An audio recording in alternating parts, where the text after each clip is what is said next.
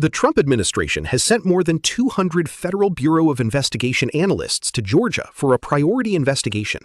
This move comes despite a lack of evidence of fraud in the 2020 election. Critics argue this deployment is part of a larger effort to cast doubt on the electoral process and undermine public confidence in future elections. The Justice Department continues to investigate the election in Georgia, recently seizing over 600 boxes of election materials in Fulton County.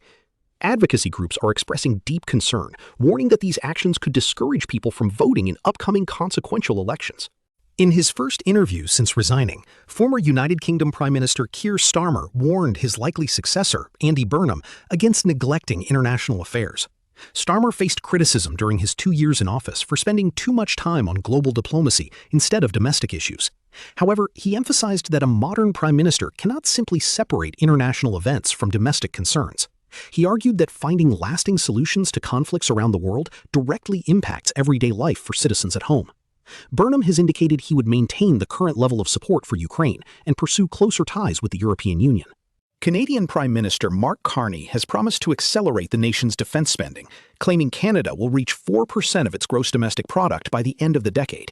This would put the country ahead of the timetable set by the North Atlantic Treaty Organization. However, the finance minister's office has refused to release any data to back up these major financial commitments. Government critics and public policy experts have expressed serious concern over the lack of transparency, calling it an unprecedented failure to share basic budget details. Analysts estimate Canada would need to spend an additional $34 billion annually to meet this ambitious goal.